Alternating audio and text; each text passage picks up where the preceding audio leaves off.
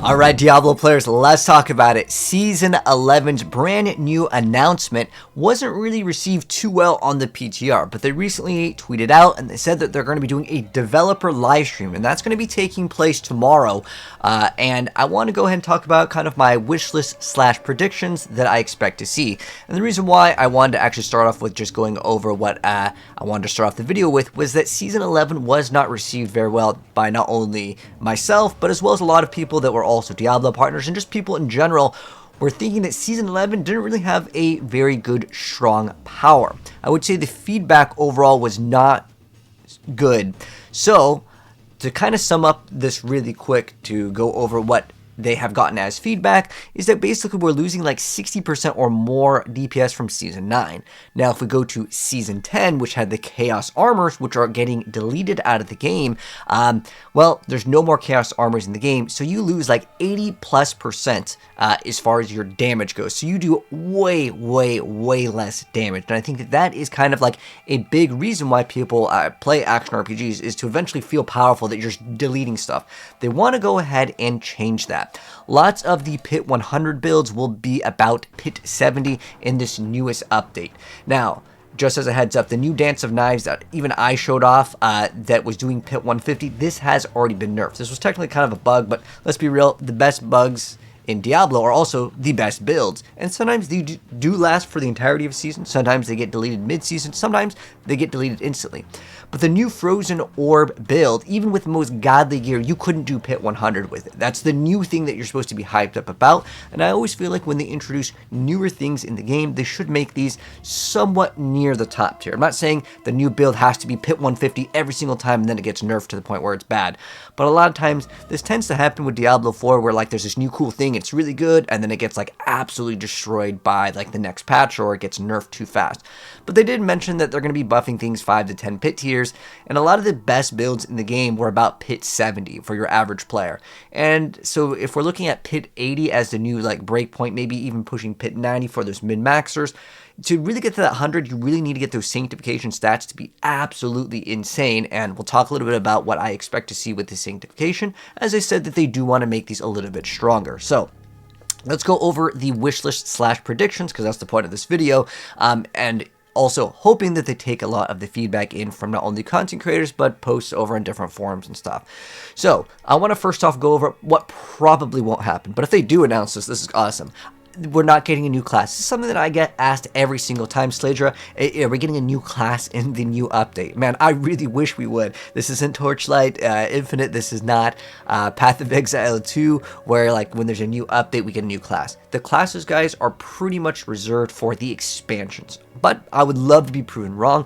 There's not going to be any new unique items as far as we are aware of. They're probably going to be balancing some of the other ones, because I'll be real, some of the new uniques weren't very good. Now, to be fair, again, I know that I did even upload the Pit 150 with the brand new Dance of Knives bug. However, that was a bug. That thing, maybe they'll buff it a little bit. Maybe they'll give us more ranks to Dance of Knives, but I don't see it becoming so good that they are just going to add several more uniques. That would be cool, though. And I think in general, just to give Diablo team feedback, I think it doesn't really make sense to just add one unique item for every single class. I think the correct approach would be maybe to make less unique items, but make these unique items available for all the classes, so it's less work for them to create. So instead of creating, let's say, like 6 or 7 new uniques, they create maybe 5, but they can be used across every single class.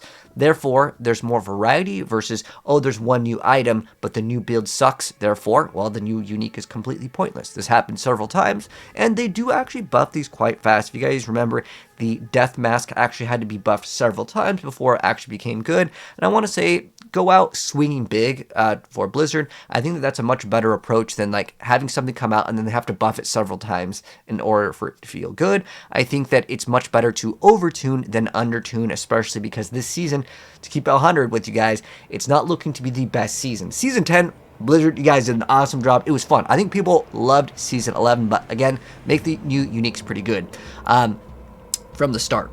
As far as the new big mechanic, I don't think we're getting any other brand new seasonal mechanic. The tower is the new system, and it was still in beta in the PTR, and they're saying that it's going to still be in beta. I don't expect to also see an auction house or that new skill tree rework. That's probably going to be in 2026 with the expansion, because remember, I would hope that we would get a PTR on the skill tree rework before just releasing it, but nonetheless, I don't expect the new skill tree rework that Adam had mentioned in one of the live streams previously. So that's what we probably will not see, but again, I would love to be wrong. All right, so let's go into the predictions, things that I actually expect to see. So I expect the powers to be buffed like 100 times fold.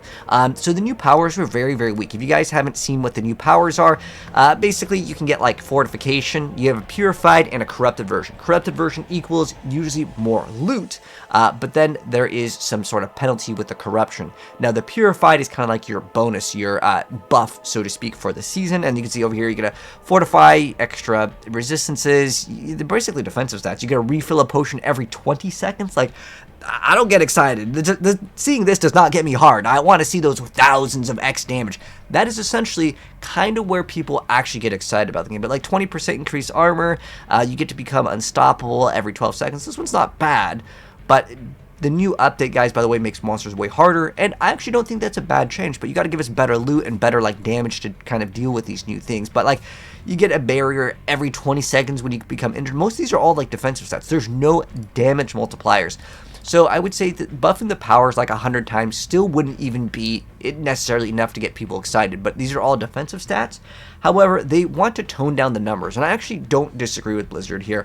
They don't want the numbers to go crazy, but at the same time, if the monsters have crazy HP, then like we need the damage to make up for it. Again, remember guys, we are losing in a lot of builds like 60% or more percent damage. It's a massive DPS loss, so I really expect some sort of multiplier in the buff department. If not, I'm going to be real with you guys, eternal characters are going to be more powerful because you still have the legacy variants of the masterworking, which is way better. As far as the prediction also, they talked about nerfing the monster HP. We'll probably see some sort of numbers here. Hopefully we can see some sort of percent here, but nonetheless, the tower, like the new thing in the beta, they had way too much HP, so they're going to be nerfing that, and hopefully we'll get some numbers on this, but expect to see a nerf to the boss's HP because they had way too much. You would sit there and you would run out of time for the tower a lot of times with the bosses. And then I expect to see some crazy mods with the sanctifications. I gave them, as a Diablo partner, some extra feedback, and hopefully they take in some of these crazy sanctification mods that would do things that you normally couldn't do. And I think that they need to really beef up the excitement and entice players to go into Season 11. As of right now, again, it's just all nerfs, and that does not make me personally excited, because even though I can grind the game and get all these sanctification best mods, the best mod was plus ranks to core skills. And while that does technically increase your damage for some builds, like the Esidora's Overflowing Cameo, which gives you a multiplier based on your amount of like skill points, it does give you a pretty good mod in terms of how much damage you can get, but it doesn't really change up the game. I was thinking along more of the lines of like you can have your followers infinitely, you can get all triple of them out, therefore you can get all their buffs. I want bigger sanctification mods to really shape up the game, and I felt like the Chaos Armors were so amazing in Season 10, and in Season 11, not only did we lose those, but what are we getting? Indestructible? Now, they did say that they're going to be removing some of the bad mods, so I expect them to add a lot more crazier mods. Some of them that I gave them as suggestions were like really crazy, and tell me what you guys think about this. I would love to equip gear from another class. I think like those sort of big brain ideas really allow people to be more flexible in their build when they're designing their character to play brand new things, because looking at things like the Dance of Knives new unique, let's be real, all of it is just a damage multiplier. But if we're able to incorporate things like the Chaos Armors where we can equip let's say the Druid, you didn't have to have like the Tempest Roar, right? There's a lot of other things like that where it incorporates the idea for people to try out newer things that you weren't able to do, like the Tornado Necromancer, right? There's so many other cool things that I think that the sanctification could do that isn't in the game right now. So I'm hoping to see really crazy mods they're going to show off. They're also reworking some of the mods on the items that I guess we can talk about it real quick.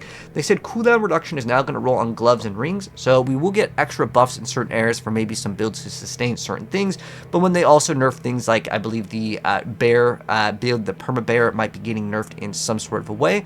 But again, they've been kind of going back and forth on like the infinite ultimates, because in Diablo 3 you wanted that to be immune to CC the whole time, right? Like the Wrath of Berserker or the Vengeance. So maybe we'll see some sanctification mods to keep up things like 100% of the time that you normally couldn't. And I like this idea of things that you normally wouldn't be able to do versus just like plus 100 strength here. Anyways, they are going to be nerfing the Melted Harvest Lake on the top end, so expect some nerfs on there. And then they're also going to be buffing it on the lower end for the survivability portion of it. And also, I think that they're going to be buffing up some of the other builds even more, so I'm hoping that a lot of the builds will be able to at least hit 100. One thing that was really nice in Season 10 is that almost all the builds, like all the core skills pretty much in most builds, if you built it right, you could at least do pit 100, which you normally could never do because you would tap out like pit like 80, 85. But I also expect to see some increased loot rewards as we go up in difficulty. They've always talked about better rewards. They kind of slowly been cranking this up. I think they're afraid to overtune it, and I want to say that, like, honestly, just go crazy with it, because Season 11 just didn't receive that much of like a praise from the community, and if it becomes underwhelming, sure, we can give you guys the feedback and say this season needs to have better rewards, and then you buff them. But I think there are a lot of people, because we are just at the same launch as the Path of Exile, like new league, people are just going to dip out and they won't come back. This is a very big issue. A lot of action RPGs, when they shoot the season, then people just leave and they're going to be playing another game. So I think that they need to like really make the season come out swinging, and I think this is going to be a really good break point for the Diablo versus Path of Exile like argument here, because if Season 11 doesn't come out good and Path of Exile is literally like a day or two after, that's going to be a big concern as a Diablo content creator. Now, I play both games, but I totally get it, because let's be real, some of the most exciting parts of a season are at the very, very beginning, right? And then also I think that increased rune drop rate or reduce the cost of runes for crafting, specifically on the Mythics. I also expect to see some masterwork changes. They did talk about this briefly, but we don't know exactly what it's going to be here, but I'm going to assume that it's going to be buffed. And then I also expect them to maybe announce some sort of loot filters in some sort of beta or something, at least in the bare minimum, just like salvage non-greater affixes, something that people have been requesting. Maybe the pet can auto-salvage, you can enable it. Some sort of loot filter that can be maybe really simplified by just like greater affix only. And then also, I want to go over a wish list real quick now. So first off, I want every build to be able to do pit 100 as the bare minimum, because when you get to the point where you can't level up your glyphs, it's like, well, I just chose a build that doesn't work. It just feels like you hit a brick wall and there's nothing you can do about it, and I think that is very lame. I want to say that not every build needs to be able to do pit 150, and I don't think every build needs to be equal every single season. There can be some, like, leeway here. But the difference between, like, a pit, let's say 70, and a pit like 120, I mean, we're talking thousands and times of extra, like, multipliers and so many other things that go into the game. Basically, there's too big of a discrepancy in terms of how good a build can be. And I get it that, they maybe don't want the game to be broken in a state where certain builds are doing way, way, way more damage. So nerfing everything only makes it so the other builds cannot even level up their glyphs. And I think that that is something that I've been begging them to do for a really long time, and trust me, they've received feedback, and it's just going to maybe take a matter of time for them to get that to where every single build can be like viable. I also want them to buff the mythics that see like zero play. I'm talking about like Shatter Vow, Averon, the Spear of Lycander, any of the mythics that like zero people play, right? And there are a lot of changes because of the masterworking and the new sanctification that may enable some cool things, because they did also say that the mythic items will have like way better stats that they can roll. So maybe there's going to be some mythic only sanctifications, which really encourage the idea that you're going to get multiple mythics and then you're going to have to farm them and then pray that you get the good sanctification. Otherwise, you get the indestructible and you're like, oh god, why did I waste 10 hours farming for like 10 copies of an item when I got all indestructible or all plus like 100 strength? And like getting main stat is good, but they already nerfed the main stat on the amulet, so you can't get that anymore, which is one of the big boosts that your character would get. And because that doesn't exist, like even if you get plus 100 strength on every single thing, the percent of like 20 plus of your main stat is like so big that it kind of overshadows all of the rest of the sanctifications that you would get as common ones. I also would love to see new mythics. I think in general, like if I look at what's like the thing that would get people the most excited, it's probably the mythics in the game. And while I want to say I to be honest, guys, I really hate farming the mythics. I don't really mind crafting it because there's lots of different ways. Sometimes they have events to get those sparks. I like that, but I also would love to see some new mythic boots, maybe mythic pants, maybe other mythics in general, because that's like kind of like the chase item in Diablo, and those are kind of the most exciting things. And while I want to say crafting them makes it easier, I am also kind of hesitant on making like best in slot all the mythics, right? And the reason why that's kind of bad also is because there's a lot of casuals that will see that as, if I don't have that, I'm not playing at maximum efficiency, therefore I just don't want to play, when you make things way too hard, right? Like as far as it goes, like in Path of Exile, there's people that have been playing for many years, they've never seen a mirror or even a shard of a mirror, and I think that when you make things too rare, that can discourage the player base, because I would say Diablo 4 excels at a casual game. So in general, I wish there was a better path to more consistent mythics as well. That's something that I would love to see. I guess I can mention this, like easier path to mythics, or just like better drop rates in general. If we're going to make this game way harder, which is their goal with Season 11, is also to make the rewards much better. And I kind of already mentioned that earlier. I actually kind of expect to see some sort of better drops in general with like greater affixes and stuff in the game, because we also have new rewards coming, which weren't available in the PTR. So again, hopefully mythics or sparks will be in the rewards of the tower, as those are kind of completed like a one-time thing, kind of like a season journey. So I kind of expect to see some sparks already, which was kind of in my predictions.